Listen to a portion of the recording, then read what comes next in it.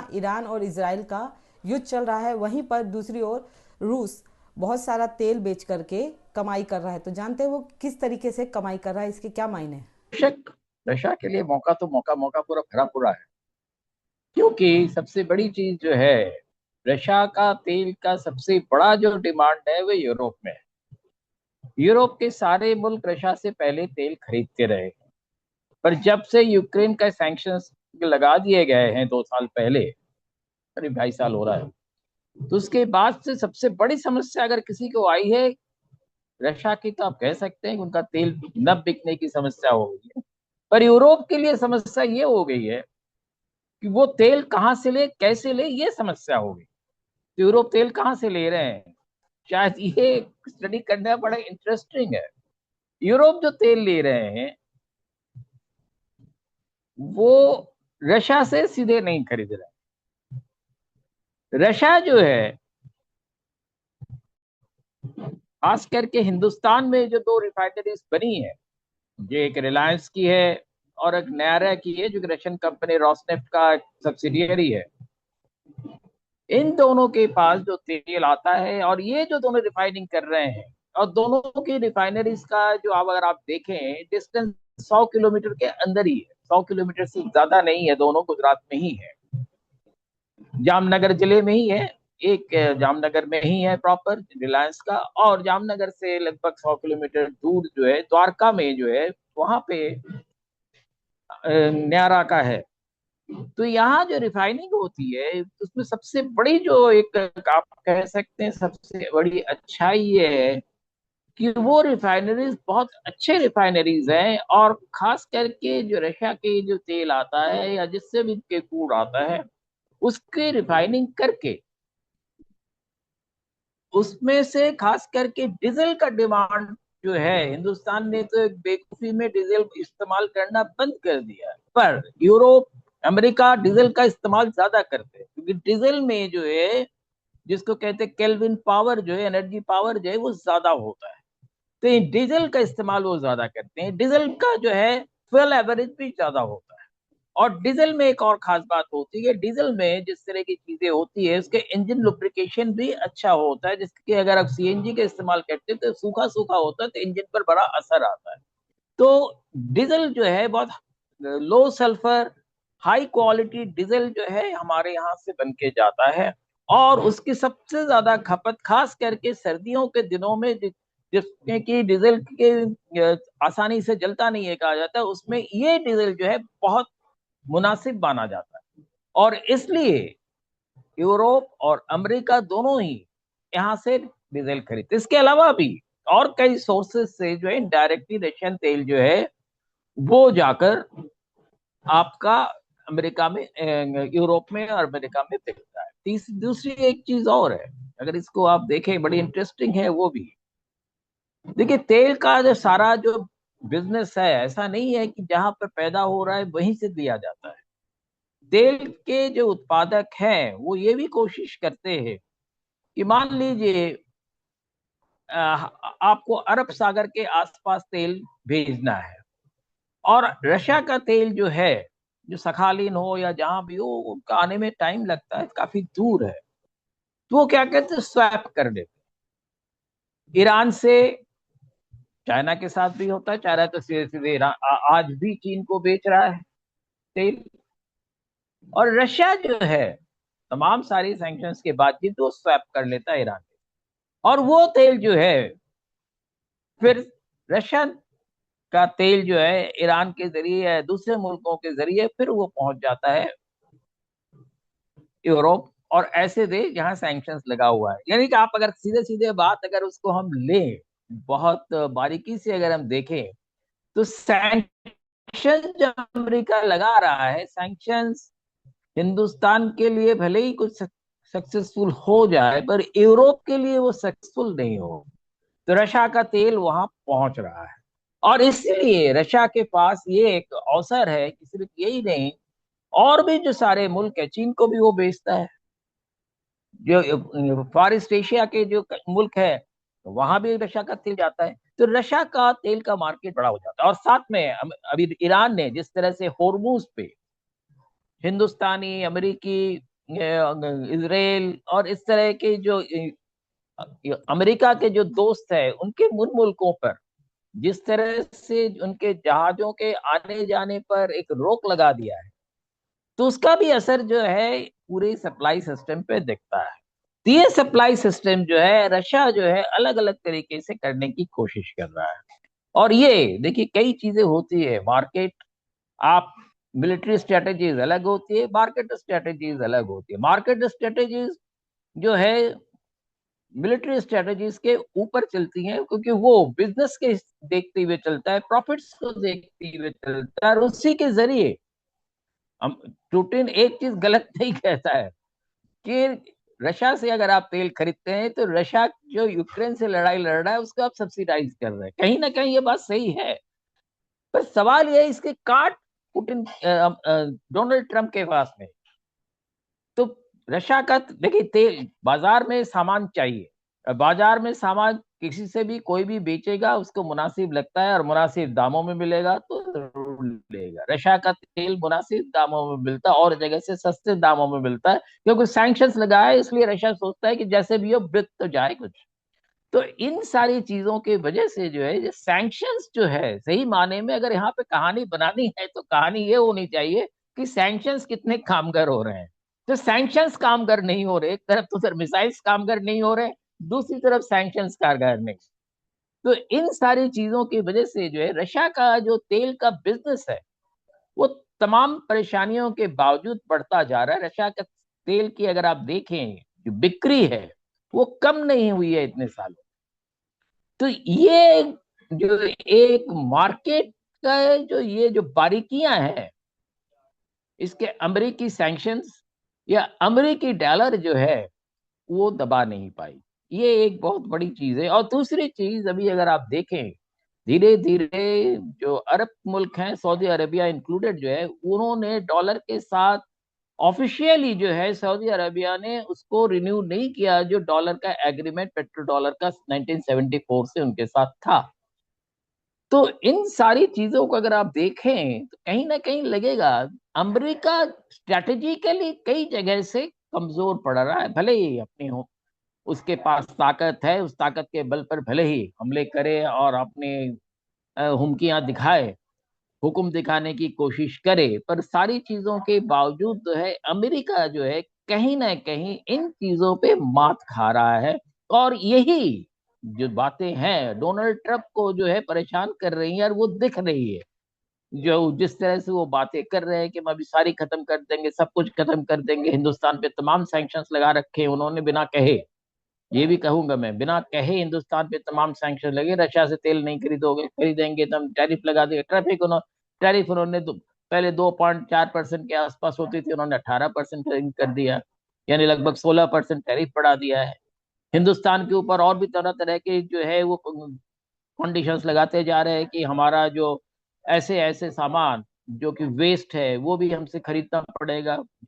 जो वेस्ट आप अपने, उनका कहना है कि उसको ले जाइए और अपने जानवरों को खिलाइए। तो ये सारी चीजें जो है उसकी बदहवासी को दिखा रहा है। अमेरिका सिर्फ लड़ाई में ही जो है उसकी परेशानी नहीं हो रही है, मार्केट की जो लड़ाई है, विश्व की मार्केट की जो लड़ाई है, उसमें वो कहीं ना कहीं पीछे खिसकता चला जा रहा है। और ये हम भी देख रहे हैं एक चीज, इसको अगर आप बारीकी से देखें, ये सारी चीजें जो है अमेरिका किस तरह से पीछे होता चला जा रहा है। अमेरिका के सबसे बड़े चीज जो है, अमेरिका के अपने यहाँ जो है तेल के दाम बढ़ गए, वर्ल्ड के तेल के दाम उसने बढ़ा दिए, सोने के दाम उसने बढ़ा दिए। और अमेरिका ने तेल के दाम इसलिए बढ़ाए हैं कि उनको इससे प्रॉफिट ज्यादा कमाना है। उनका कहना है तेल $200 हो जाए तो हो जाएगा। पर ये भी हम देख रहे हैं कि डोनाल्ड ट्रंप की बातों की अभी भी दम है, क्रेडिबिलिटी है।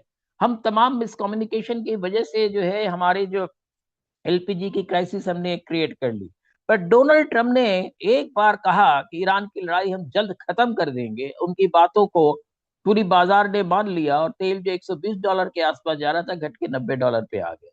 तो अमेरिका के ये कहना है कि अमेरिका की ताकत नहीं कम हो रही है, पर अमेरिका की जो है परेशानियां जो है वो बढ़ती चली जा रही हैं। और वो जो विश्व में व्यापक जो परेशानियां हो रही है वो मल्टीपल लेवल पे जो सारी चीजें हो रही है, जिस तरह से वो उठा के ले आए आपके वेनेजुएला के प्रेसिडेंट को, ये सब उसकी बदहवासी दिखा रही है। और ये दिखा रही है कि अमेरिका कहीं ना कहीं जो वर्ल्ड सिस्टम्स है उसको अपने हिसाब से नहीं चला पा रहा है।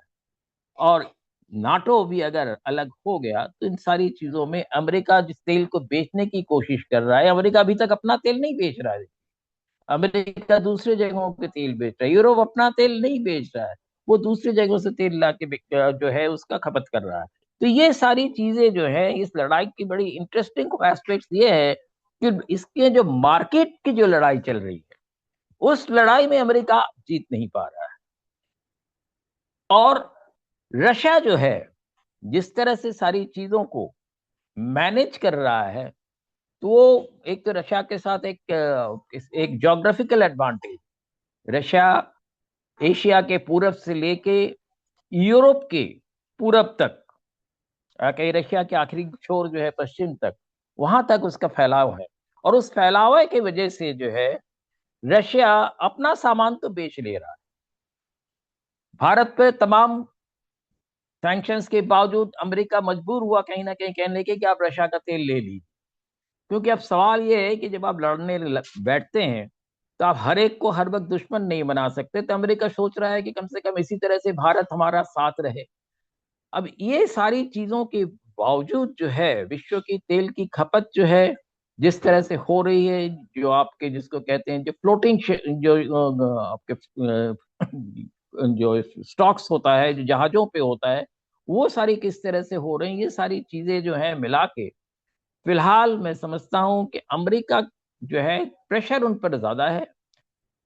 रशिया जो है दबाव उन पे नहीं है, ऐसा नहीं है, पर रशिया उन चीजों को मैनेज करने में ज्यादा कामयाब हो रहा है, अमेरिका उतना कामयाब नहीं हो पा रहा है। चाइना जो है आज भी आज भी अगर आप अखबारों पढ़े तो आप पाएंगे कि चाइना को कई जहाजें जो हैं ईरान से आज चाइना की ओर रवाना हुआ, यानी कि आजकल में रवाना हुआ।